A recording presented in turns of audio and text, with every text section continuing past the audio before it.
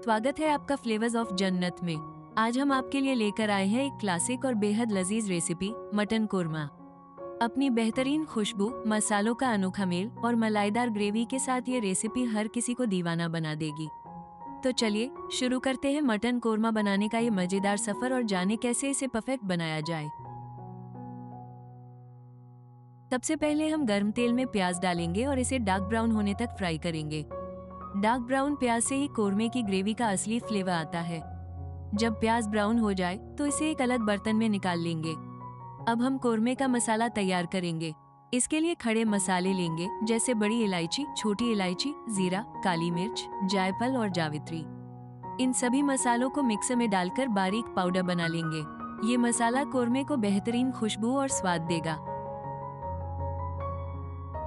अब हम बचे हुए तेल में 1 कप दही डालेंगे।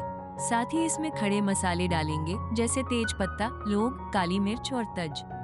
इसके बाद हम इसमें लाल मिर्च पाउडर, धनिया पाउडर, हल्दी पाउडर, कश्मीरी लाल मिर्च और स्वादानुसार नमक डालकर सभी चीजों को अच्छे से मिला देंगे। दही को मिलाने से वो हल्का दानेदार बन जाएगा और कोरमे का स्वाद और टेक्सचर बेहतर करेगा। जब सब कुछ अच्छे से मिक्स हो जाए तब हम इसमें 500 ग्राम मटन डालेंगे और साथ ही अदरक लहसुन का पेस्ट भी डालेंगे। अब मटन को मसालों के साथ अच्छे से मिलाकर 5 मिनट तक पकाएंगे, ताकि तेल मसालों से अलग हो जाए। इसके बाद इसमें 1 कप पानी डालकर मटन को गलने तक कुकर में पकाएंगे। अब हमारा गोश्त पूरी तरह गल चुका है और कोरमे का बेहतरीन टेक्सचर भी आ चुका है।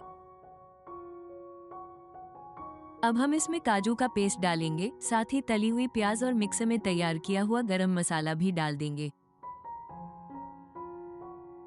अब सभी चीजों को अच्छे से मिला लेंगे। इससे हमारी कोरमे की ग्रेवी और भी ज्यादा रिच और गाढ़ी बनेगी। अब इसे धीमी आंच पर 5 मिनट तक पकाएंगे, ताकि ग्रेवी अच्छी तरह से भुन जाए। आखिर में इसमें बारीक कटा हुआ हरा धनिया डालेंगे। तो लीजिए, तैयार है स्वाद और खुशबू से भरपूर मटन कोरमा। इसे रोटी, नान या चावल के साथ परोसे और अपने परिवार और दोस्तों को खुश कर दे। अगर आपको ये रेसिपी पसंद आई हो तो हमारे चैनल को लाइक, शेयर और सब्सक्राइब करना न भूलें। अब मिलेंगे एक और मजेदार रेसिपी के साथ।